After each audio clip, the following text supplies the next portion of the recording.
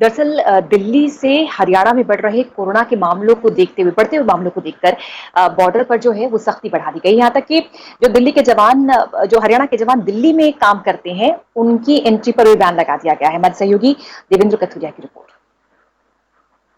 गवाह है कि दिल्ली पर बाहरी आक्रमणकारियों ने कई बार आक्रमण किए, लेकिन आक्रमण के बाद फिर दिल्ली अपने विराट रूप में नजर आई। आजकल फिर एक विदेशी आक्रमण हुआ है दिल्ली पर, कोरोना वायरस का अटैक। कोरोना वायरस के अटैक के बाद दिल्ली भी कराह रही है और दिल्ली में बहुत सारे हॉटस्पॉट बन गए हैं।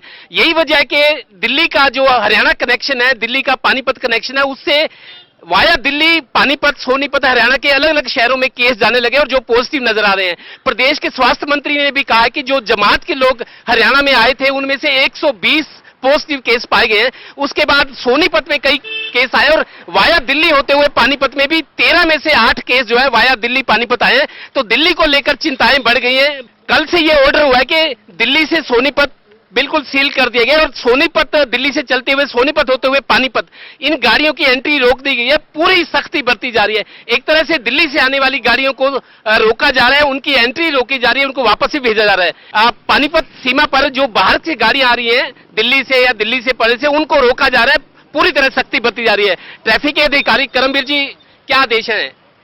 अफसरों के सख्त आदेश है, किसी गाड़ी को बगैर चेकिंग के जाने नहीं देना और जो बाहर की गाड़ियां जिनको अलाउड नहीं है उनको बंद कर दो। और हम पूरी सख्ताई से कानून का पालन कर रहे हैं और लोगों को समझा भी रहे हैं।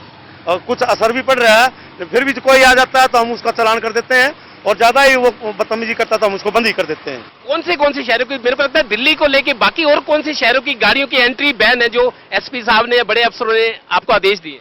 आदेश तो यही है बस, जैसे कि दिल्ली है, मेन तो दिल्ली की है। और जिनके पास दो बाहर से आते, जिनके पास पास नहीं है, उनको हम चालान ही कर देते हैं। जिनके पास पास है, पास भी तो 2 ही आदमी बैठते हैं गाड़ी में, तीसरा होता तब भी हम चालान कर देते हैं।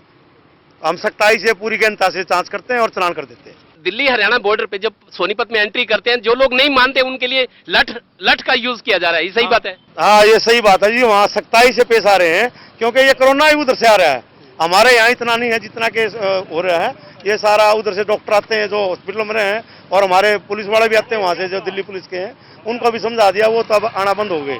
लेकिन वैसे भी बहुत सख्ताई बरती जा रही है हमारे को, जैसे यहाँ सूचना मिल रही है।